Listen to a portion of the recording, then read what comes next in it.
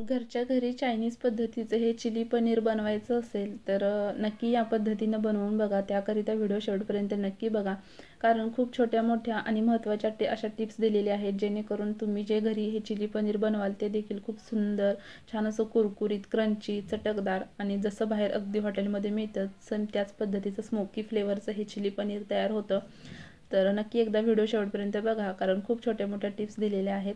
तर चला मग रेसिपीला सुरुवात करूयात. तर नमस्कार, मुद्राज किचनमध्ये तुम्हा सर्वांचं खूप खूप खूप मनापासून स्वागत आहे.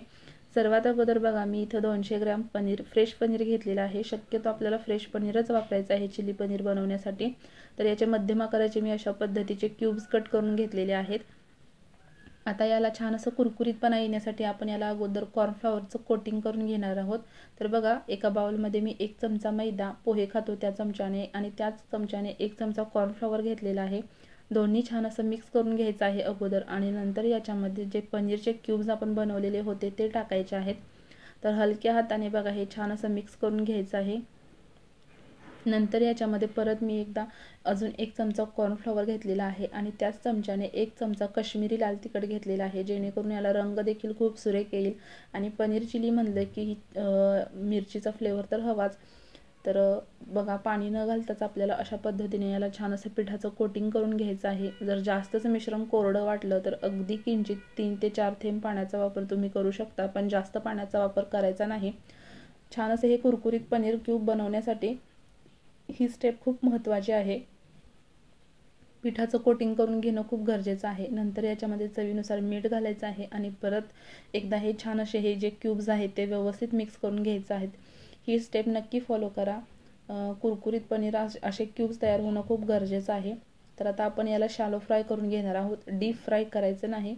तर कढईमध्ये मी 2 ते 3 चमचे तेल गरम करून घेतलेलं आहे, मोठे चमचे. त्यामध्ये हे पनीर क्यूब्स घालून छान असे सर्व बाजूंनी व्यवस्थित भाजून घ्यायचे आहेत. सुरुवातीचा 1 मिनिट याला अजिबात हलवायचं नाही. 1 मिनिट झाल्यानंतर तुम्ही चमच्याच्या मदतीने हे पनीर क्यूब्स जे आहेत ते मीडियम गॅसवरती सर्व बाजूने सारखे छान असे कुरकुरीत होईपर्यंत भाजून घ्यायचे आहेत. दुसरी गोष्ट, याला डीप फ्राय करायचं नाही, कारण डीप फ्राय केले तर हे जे पनीर क्यूब्स आहेत ते रबरासारखे होतात, आणि शालो फ्राय केले तर वरून छान असे कुरकुरीत आणि आतून ज्युसी होतात. त्याच्यामुळे आपल्याला याला शालो फ्रायच करून घ्यायचं आहे. तर पाहू शकता, छान असे हे पनीर क्यूब्स कुरकुरीत असे तयार झालेले आहेत. आता हे पनीर क्यूब आपण काढून घेणार आहोत. तर बघा, अशा पद्धतीचे हे सर्व पनीर क्यूब जे आहे ते तळून घ्यायचे आहेत. आता याची ग्रेव्ही जी आहे ती बनवण्यासाठी मी एक मध्यम आकाराचा कांदा अशा पद्धतीच्या याच्या पाकळ्या ज्या आहेत त्या कट करून घेतलेल्या आहेत.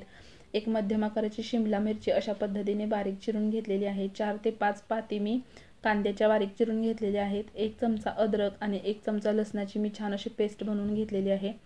आता बघा, छान अशी कढई हाय फ्लेमवरती मी गरम केलेली आहे. त्यामध्ये 2 ते 3 चमचे तेल घेतलेले आहे, ते देखील हाय फ्लेमवरती गरम करायचं आहे. याच्यामध्ये अद्रक आणि लसणाची पेस्ट घालून छान असं हाय फ्लेमवरती भाजायचं आहे. सुरुवातीपासून ती शेवटपर्यंत सर्व प्रोसेस आपल्याला हाय फ्लेमवरती करायची आहे, कारण रेस्टॉरंटसारखा तुम्हाला छान असा स्मोकी फ्लेवर हवा असेल तर हाय फ्लेमवरती सर्व प्रोसेस करा.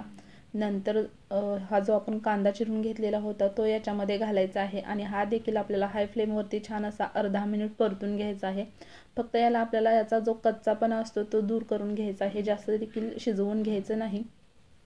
नंतर शिमला मिरची देखील छान अशी या तेलामध्ये फ्राय करून घ्यायची आहे हाय फ्लेमवरती. अर्धा मिनिट झाला की नंतर आता याच्यामध्ये अर्धा चमचा मी काळी मिरीची पूड घातलेली आहे. ती देखील या सर्व मिश्रणामध्ये छान अशी आपल्याला परतून घ्यायची आहे. काळ्या मिरीची पूड छान अशी परतून झाली की नंतर याच्यामध्ये बघा, बारीक चिरलेली जी कांद्याची पात आहे ती वरून घालायची आहे. ती देखील छान अशी अर्धा मिनिट छान या हाय फ्लेमवरती तेलामध्ये परतून घ्यायची आहे.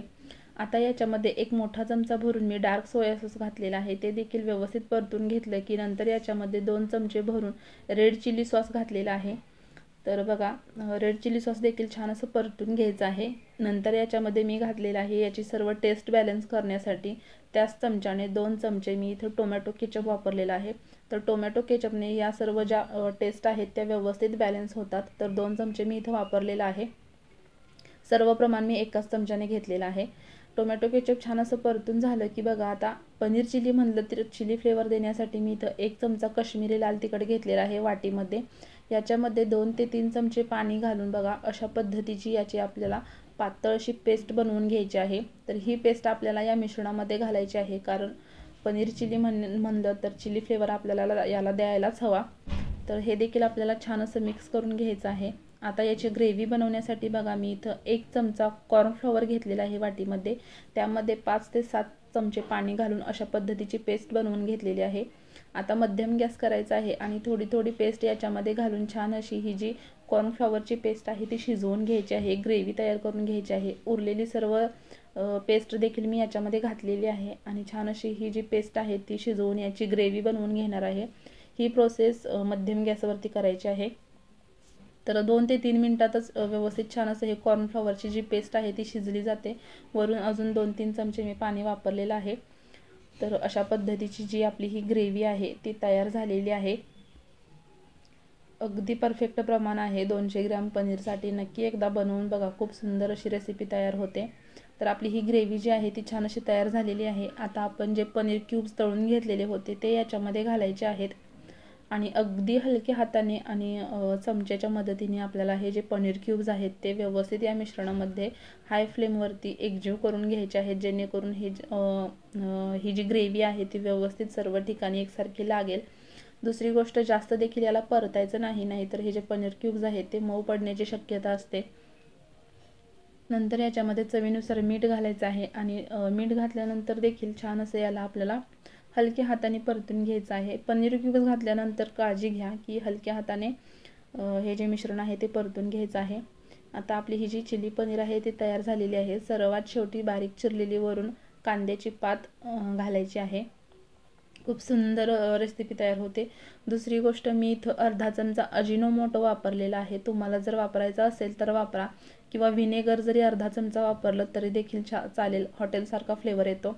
पण जर वापरायचं नसलं तर नाही वापरलं तरी देखील चालेल, दोन्ही गोष्टी ऑप्शनल आहेत। तर खूप सुंदर असं हे आपलं चिली पनीर तयार झालेलं आहे। नक्की एकदा सर्वांनी बनवून बघा, खूप साधी सोपी रेसिपी आहे। 2 ते 3 गोष्टींची काळजी घेतलीत, हाय फ्लेमवरती स्मोकी फ्लेवर देण्यासाठी ही पूर्ण प्रोसेस करा। दुसरी गोष्ट, छान असं याला पिठाचं कोटिंग करून घ्या, सुंदर अशी ही पनीर चिली तयार होते। नक्की एकदा बनवून बघा। सोबतच जर रेसिपी आवडली असेल तर प्लीज चॅनलला नक्की लाईक, शेअर, कमेंट जरूर करा आणि महत्त्वाचं म्हणजे सबस्क्राईब करायला प्लीज विसरू नका। त्याचसोबत तुमचे जे कोणी नातेवाईक असतील, रिलेटिव्स असतील, मित्रमैत्रिणी असतील, त्यांच्यासोबत देखील ही रेसिपी शेअर करायला अजिबात विसरू नका। भेटू परत अशाच एका व्हिडिओसोबत, तोपर्यंत धन्यवाद।